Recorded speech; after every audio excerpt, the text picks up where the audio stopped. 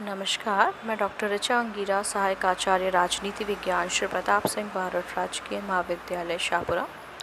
आज हम बात कर रहे हैं प्रसिद्ध यूनानी विचारक अरस्तु के राज्य संबंधी विचारों के बारे में। सबसे पहले हम बात करेंगे कि राज्य की उत्पत्ति कैसे हुई। अरस्तु ने राज्य की उत्पत्ति समझौते से होना स्वीकार नहीं किया है। अरस्तु का मानना है कि व्यक्ति अपनी प्रकृति से ही एक राजनीतिक प्राणी है और राज्य भी मनुष्य की इसी प्रकृति का ही परिणाम है। अरस्तु के अनुसार राज्य मनुष्य की सामाजिकता का परिणाम है। व्यक्ति विचारशील और विवेकशील प्राणी है, इसलिए उसकी सामाजिकता अन्य श्रेणी की जीवधारियों से भिन्न है। ये सामाजिकता मनुष्य की मूल प्रवृत्तियों तथा कुछ विशेष उद्देश्यों पर आधारित है और इसने अनेक स्थितियों से गुजरकर अपना पूर्ण विकास प्राप्त किया है। प्रथम विवाह पद्धति के आधार पर सबसे पहली सामाजिक संस्था कुटुंब की स्थापना होती है, जिसमें पति पत्नी, संतान और दास एक साथ रहते हैं। इस कौटुंबिक व्यवस्था में ही हमें राज्य के बीच भी दिखाई देते हैं, क्योंकि कुटुंब का स्वामी शासक के रूप में कार्य करता है। कुटुंब भी स्वाभाविक ही समुदाय है, क्योंकि वह संतान उत्पत्ति और सुरक्षा की आवश्यकताओं को पूरा करता है। परंतु व्यक्ति केवल सुरक्षा ही नहीं चाहता, उसके अन्य अनेक भौतिक और आध्यात्मिक आवश्यकताएं होती हैं। इसलिए कुछ कुटुंब मिलकर गांव का निर्माण करते हैं। काम के द्वारा भी व्यक्तियों के पारस्परिक झगड़े निपटारे और उनके सामूहिक जीवन व्यतीत करने का प्रबंध किया जाता है, लेकिन काम भी व्यक्ति की सभी भौतिक, बौद्धिक और नैतिक आवश्यकता पूरी नहीं कर पाते। अतः गांव के सम्मेलन से नगर राज्य का जन्म होता है। राज्य सुरक्षा और न्याय प्रदान करने की आवश्यकता ग्राम की तुलना में एक अधिक अच्छे प्रकार से पूरी करता है और ये व्यक्ति की बौद्धिक और नैतिक शक्तियों को भी अधिक अच्छे प्रकार से विकसित करता है। अतः नगर राज्य व्यक्तियों का अंतिम और पूर्ण श्रेष्ठतम समुदाय है। इस प्रकार अरस्तु के अनुसार कुटुंब से गांव और गांव से राज्य अस्तित्व में आए और उनके द्वारा दी गई राज्य की परिभाषा भी यही बात कहती है। उनके अनुसार राज्य कुलों और ग्रामों का एक ऐसा समुदाय है जिसका उद्देश्य पूर्ण और आत्मनिर्भर जीवन की प्राप्ति है। बात करेंगे राज्य के स्वरूप और विशेषताएं जो कि अरस्तु ने बताई हैं। पहली विशेषता जो अरस्तु बताते हैं कि राज्य स्वाभाविक समुदाय है। अरस्तु का विश्वास है कि मनुष्य एक राजनीतिक प्राणी है और राज्य स्वाभाविक है। राज्य परिवार का ही वृहत रूप होने के कारण यह वैसे ही स्वाभाविक है जैसे कि परिवार। व्यक्ति का विकास जो कि परिवार में प्रारंभ होता है, उसकी पूर्ण सिद्धि भी राज्य में की जाती है। इस प्रकार राज्य सामाजिक जीवन के विकास की अंतिम अवस्था है। राज्य स्वाभाविक होने के साथ साथ मनुष्य के लिए अत्यंत आवश्यक भी है। व्यक्ति के लिए राज्य का अस्तित्व उतना ही आवश्यक है जितना परिवार का। परिवार व्यक्ति की कुछ भावनात्मक और आर्थिक आवश्यकताएं पूरी करता है। गांव इसके अतिरिक्त कुछ अन्य आवश्यकताओं की पूर्ति करता है, परंतु मनुष्य का पूर्ण बौद्धिक और नैतिक विकास राज्य में ही संभव है।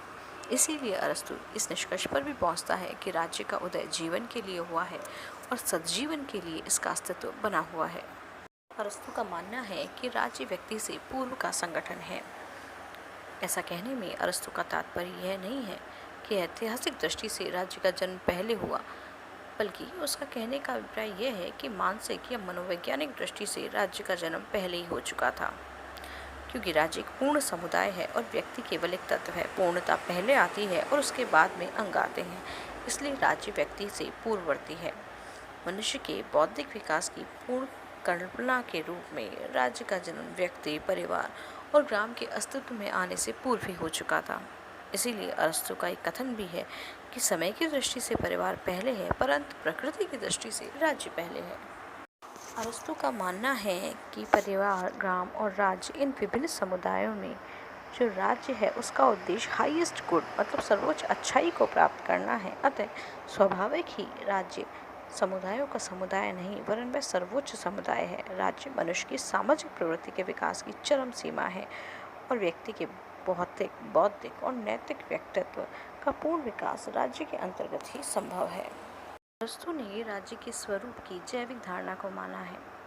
उसके अनुसार राज्य विभिन्न प्रकार के अंगों से मिलकर बना हुआ एक संपूर्ण सावयव है और व्यक्ति और समुदाय इसके अंग हैं। जिस प्रकार शरीर के अंगों का समस्त महत्व मानव जीवन पर निर्भर करता है, उसी प्रकार व्यक्तियों और समुदायों का भी जो महत्व है वह सब राज्य की जीवन देने वाली शक्ति के कारण है। राज्य के अभाव में वो महत्वहीन हो जाएंगे और उनका विनाश हो जाएगा। व्यक्ति राज्य के सदस्य के रूप में ही रहकर, अर्थात राज्य में ही रहकर अपना विकास कर सकता है।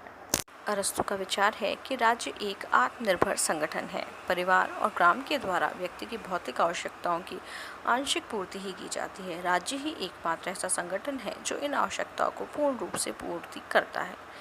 इसके साथ ही राज्य व्यक्ति की प्रकृति की उच्चतम आवश्यकताएं, उसकी बौद्धिक और नैतिक आवश्यकताएं भी पूरी करता है। अतः राज्य में व्यक्ति को किसी भी प्रकार का अभाव नहीं रहता और इसी कारण अरस्तु राज्य को आत्मनिर्भर संगठन मानता है। बात कर रहे हैं अरस्तु के अनुसार राज्य का उद्देश्य क्या है और उसके कार्य क्या है। जैसे कि अरस्तु का कथन है कि राज्य व्यक्ति के जीवन की सुरक्षा के लिए अस्तित्व में आया और सज्जीवन के लिए वह अस्तित्व में बना हुआ भी है। इस तरह राज्य का उद्देश्य है व्यक्ति के जीवन को श्रेष्ठ बनाना और व्यवहार में उसके द्वारा भी सभी कार्य किए जाने चाहिए जो इस लक्ष्य की प्राप्ति में सहायक हो। इसलिए अरस्तु राज्य को कुछ कार्य सौंपता है, जैसे अपने सदस्यों के लिए पूर्ण और आत्मनिर्भर जीवन की व्यवस्था करना, व्यक्ति की श्रेष्ठ प्रवृत्तियों को श्रेष्ठ कार्य की आदत के रूप में विकसित करना, अपने सदस्यों की प्राकृतिक आवश्यकताओं को संतुष्ट करना एवं व्यक्तियों को ऐसे साधन और वातावरण प्रदान करना जिससे वे अपना शारीरिक, बौद्धिक और नैतिक विकास कर सकें। इसका लक्ष्य सर्वोच्च शुभ की प्राप्ति है। इस प्रकार अरस्तु ने अपने गुरु प्लेटो से बिल्कुल भिन्न राज्य को एक स्वाभाविक समुदाय माना है। आज के अपने इस वीडियो में हमने अरस्तु के राज्य संबंधी विचारों पर बात की। आने वाले वीडियो में हम अरस्तु के अन्य विचारों पर चर्चा करेंगे। धन्यवाद।